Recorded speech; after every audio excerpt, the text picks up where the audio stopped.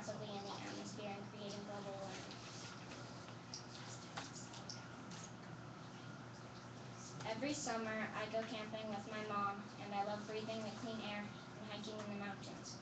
One time we had to camp farther away than we wanted to because the air was so smoky from the fires. Global warming is causing more drought and fires in our state. One of my favorite places to go is Hemmons Falls. Last time we went there, I was really excited to go see the falls, thinking that I would be able to swim and go fishing.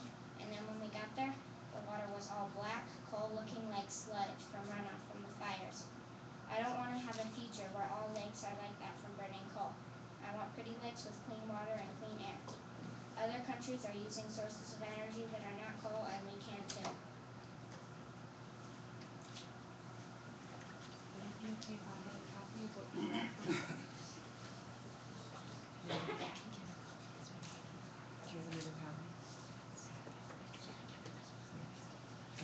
Thank you. Okay, I'd like to move on to Joan Brown.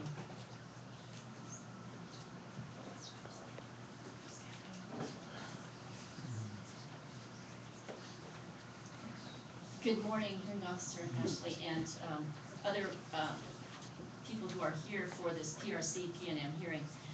My name is Joan Brown. I'm a Franciscan sister, and I'm the executive director of New Mexico Interfaith Power and Light. Before I begin, though, I'm inviting a number of faith leaders, and in the back, people of faith, you might stand, to come forward so that you can see that there are many more people that would have liked to testify, to offer comment here. I would invite them just for one moment to state their name clearly and the faith congregation they represent, and then I will give a comment that I promise will be 3 minutes. Reverend Talitha Arnold, Senior Minister at the United Church of Santa Fe, a United Church of Christ here in Santa Fe. Bishop Daniel Dangaron of the Church of Antioch at Santa Fe. Reverend Gail Lindsay Mariner, Senior Minister at the Unitarian Universalist Congregation of Santa Fe. Reverend Hollis Walker, Interfaith Community Minister. Father Earl Rolleder, Roman Catholic retired priest. Father Doug Walker, Church of Antioch, Santa Fe, and Blessings Interfaith Gatherings. Rabbi Neil Amswich, Temple Beth Shalom. And Pastor Harry Edwards, First Presbyterian Church of Santa Fe. Joan Alessi, member of the Interfaith Leadership Alliance and the Interfaith Social Justice Network.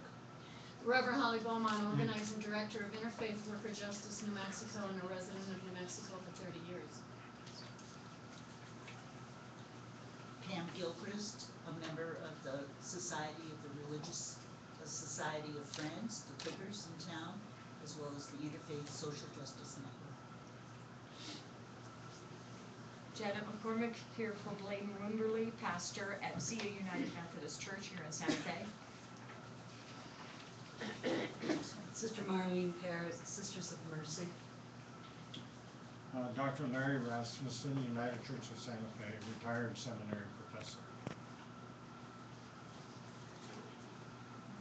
Thank you for allowing them to introduce themselves and state their representation. We're all here today because we're very concerned. New Mexico Interfaith Power and Light works with faith communities across the state to care for creation and address climate change, its relationship to carbon emissions, fossil fuel energy, and a transition to a sustainable, renewable energy future. We offer testimony in this PNM San Juan unit abandonment case because we find ourselves in an opportune or a decisive moment. In Christian tradition, we use the word kairos to describe a moment of truth, an opportune moment, a decisive moment calling for responsible action. The Jewish tradition might say this could be a teshuvah, a time to return, or the Buddhists might call it the now moment, being mindful, waking up. This is a kairos moment to wake up to the critical moment we find ourselves in regarding our energy policies and climate change and the future generations. These hearings are dedicated to technically